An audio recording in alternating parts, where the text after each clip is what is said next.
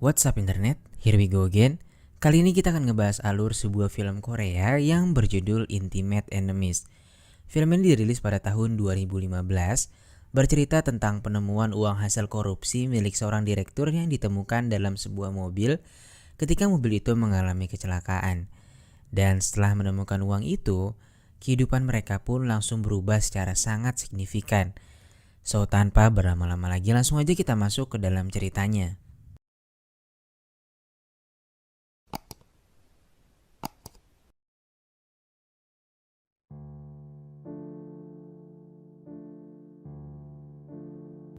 Di awal film, kita akan diperkenalkan dengan seorang pria bernama Gino yang baru saja mendapatkan pekerjaan oleh suatu organisasi yang sedang memata-matai seorang direktur yang diduga akan membawa uang hasil korupsinya ke suatu tempat untuk mengamankan uang hasil korupsinya itu.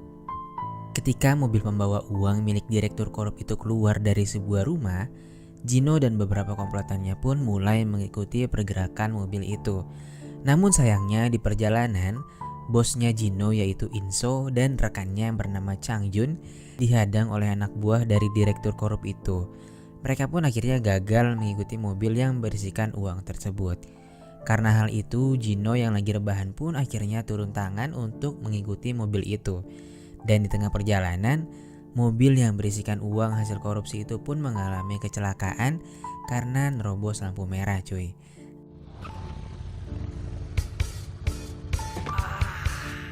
Nah, karena ada kecelakaan di sekitar sana, seorang cewek gemes bernama Nami yang bekerja sebagai kang derek mobil pun langsung menuju ke TKP atas perintah bosnya untuk membawa mobil tersebut. Dan ternyata, setelah diperiksa ternyata di dalam mobil itu dia melihat banyak sekali uang yang berada di dalam koper. Dia pun stay cool aja dan seolah-olah di sana nggak ada apa-apa. Dan diam-diam dia pun langsung menderek mobil itu ke tempat barang rongsokan. Dan tempat itu dijaga oleh seorang imigran bernama Yakubu dan juga istrinya yang bernama Jung Suk.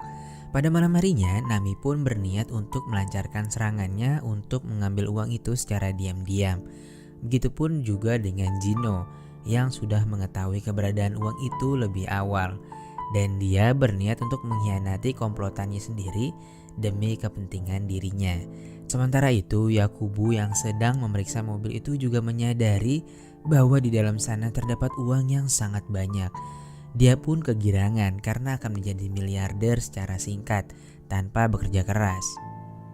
Hingga akhirnya mereka bertiga bertemu dan langsung membawa uang itu untuk segera diamankan. Di sana juga terdapat istri dari Yakubu yaitu Jung Suk. Setelah panjang lebar berdebat, mereka pun akhirnya memutuskan untuk membagi rata uang temuan itu. Yakubu dan istrinya kini bergegas untuk pergi keluar dari Korea. Sedangkan Gino dan Nami, mereka masing-masing mengamankan uang bagiannya sendiri-sendiri. Tak lama kemudian, anak buah dari bos korup itu menyisir semua lokasi yang dilewati mobil yang membawa uang itu. Dan mereka juga memeriksa mobil itu di tempat rongsokan, namun tak menemukan apapun di sana. Inso dan Changjon atau bosnya Gino yang sebelumnya ketahuan ketika sedang memata-matai uang itu, mereka kira diberi tanggung jawab untuk menemukan uangnya. Karena jika tidak, maka karir dan nyawa mereka lah yang menjadi taruhannya. Di sisi lain, Nami dan Gino sedang dalam perjalanan untuk mengamankan uang mereka. Dan mereka berniat untuk membawa uang itu ke rumah Nami. Namun di tengah perjalanan, si Gino ini nampaknya rada sange sama si Nami yang punya body kayak gitar Spanyol, cuy.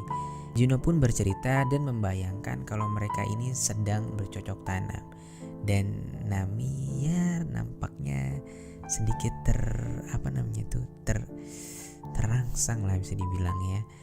Dan ya sesampainya di rumah Nami, ritual itu pun terjadi secara real, cuy. Setelah selesai, Nami mengatakan kepada Gino bahwa dia sangat puas dengan ukurannya si Gino. Dan dia kepengen dikempet lagi sama si Gino lain waktu. Sehabis subuhan, Inso dimarahin oleh bosnya yang menyuruhnya untuk memata-matai si direktur korup itu. karena direktur korup itu memiliki kekuasaan yang cukup besar di Korea dan bosnya Inso yang menyuruhnya ini adalah salah satu rekan bisnisnya. Akhirnya si Inso ini disuruh minta maaf sama direktur korup itu dan mengajukan diri untuk membantunya dalam menyelesaikan masalah ini. Inso juga diminta untuk menghilangkan seluruh bukti yang telah lama dia kumpulkan mengenai bukti korupsi direktur itu. Di sisi lain, demi mengamankan uangnya, Jung Suk ditemani oleh Nami dan berniat untuk menitipkan uang itu kepada seorang gangster yang dipimpin oleh Embuki Kim. Sementara itu, anak buah dari direktur korup itu sudah mendapatkan bukti rekaman CCTV di mana Yakubu adalah seorang yang mengambil uang milik direktur korup itu.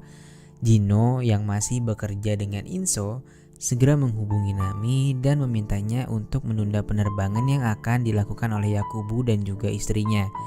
Karena menurutnya ini akan membahayakan mereka berempat. Yakubu dan istrinya yang ditemani oleh Nami dan Jino akhirnya minta bantuan kepada gangster Embuki untuk memasukkan identitasnya.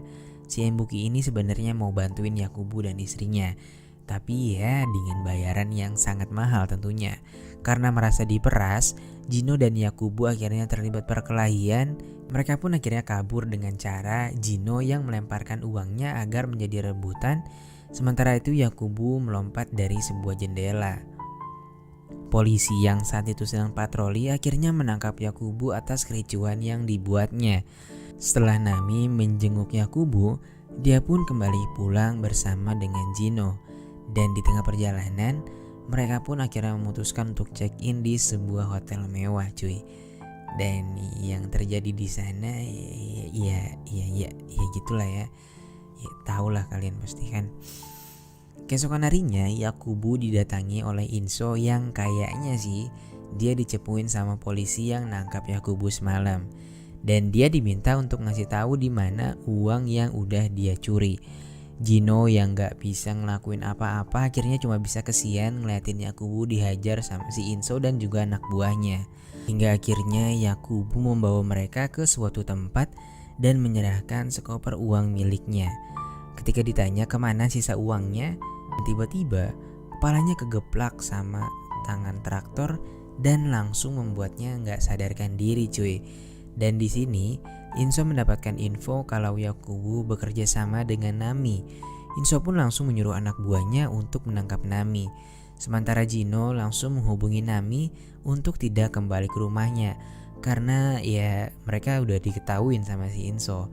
Namun Nami ini menghiraukan nasihatnya Jino dan malah kembali ke rumahnya dan mengambil uang itu. Dan di sana benar saja ternyata terdapat Changjun yang sudah mengawasinya sejak awal, dan mereka pun akhirnya terlibat perkelahian yang dimenangkan oleh Nami yang berhasil mengajar burung perkutut milik Changjun. Singkat cerita, untuk menghilangkan bukti yaitu uang yang selama ini dicari-cari warga, akhirnya mereka berdua membelanjakan uang itu dengan membeli sebuah mobil sport.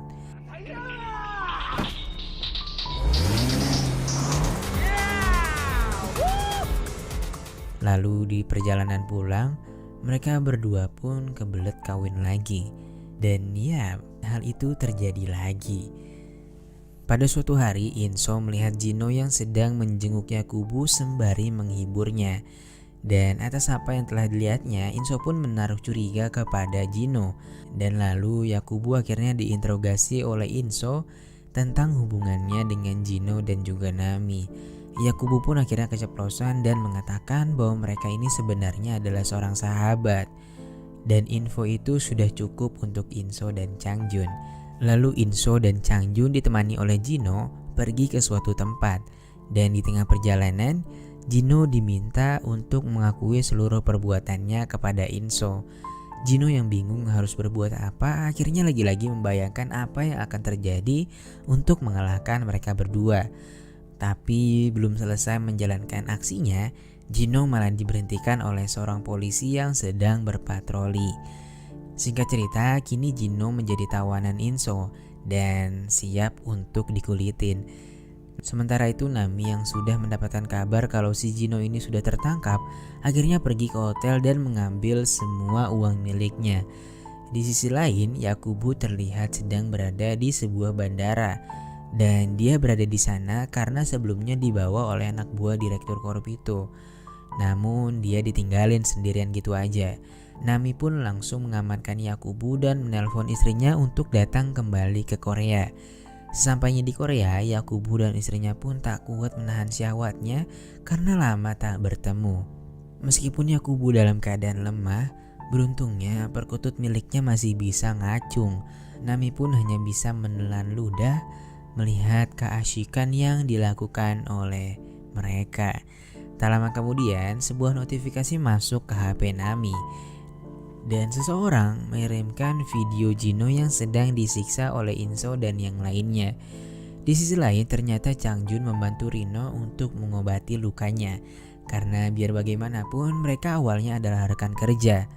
Sementara itu, Nami yang sedang bersantai di mobilnya, dia menemukan sebuah flash disk yang di dalamnya terdapat semua bukti kejahatan yang dilakukan oleh direktur korup itu. Flash disk ini sebelumnya sudah di copy paste oleh Jino sebelum dihapus oleh Inso yang diminta bosnya untuk menghapusnya pada scene awal. Karena si Nami ini pintar, akhirnya bukti-bukti itu dijadikan alat untuk mengancam Inso dan yang lainnya. Esoknya, Nami pun mengirimkan file yang dimilikinya kepada Inso dan mengancam akan membocorkan bukti itu kepada pihak kepolisian. Jika ingin hal itu tak dilakukan, Nami meminta kepada Inso untuk membebaskan Jino. Lalu Nami pun datang menjemput Jino dan pihak dari Inso pun mengajaknya untuk melakukan negosiasi. Namun Nami dan Jino tak mau bernegosiasi atas apa yang ditawarkan oleh direktur korup itu. Direktur itu pun akhirnya marah kepada Inso dan semua anak buahnya karena gak becus dalam melakukan pekerjaan sepele ini. Beberapa hari kemudian, Jino, Nami, Yakubu dan istrinya berkumpul bersama di suatu tempat dan mereka berniat untuk melakukan balas dendam atas semua yang terjadi kepada mereka. Mereka akhirnya bekerja sama dengan gangster Embuki Kim untuk melancarkan aksinya kali ini. Keesokan harinya, Inso dan sekretaris direktur korup itu pun menemui mereka berempat untuk mengambil kembali bukti yang sebelumnya dipegang oleh Nami dan menukarnya dengan uang sekoper. Jungsuk dan Jino yang sudah kehilangan kesabaran akhirnya menghabisi mereka berdua dengan celuritnya. Dan sekarang hanya tersisa Changjun seorang. Mengingat Changjun yang sudah berbaik hati merawat Jino saat menjadi tawanan, akhirnya mereka pun memaafkan Changjun. Dan tak lama kemudian, sebuah berita TV menayangkan berita tentang kematian Info dan juga sekretaris direktur korup. Namun buronannya adalah Embuki Kim. Semua ini sudah dirancang oleh mereka agar Embuki lah yang harus mendekam di penjara. Dan lalu film pun ditutup dengan mereka berempat yang sekarang sudah bisa berfoya-foya dengan uang itu. Dan ya, film pun selesai. Yap, inilah alur cerita dari film Intimate Enemies. Oke, sekian dulu pertemuan kita pada kali ini. Makasih banget buat kalian semua yang udah nonton filmnya sampai habis.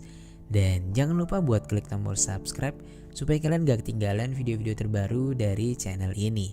Oke, see you.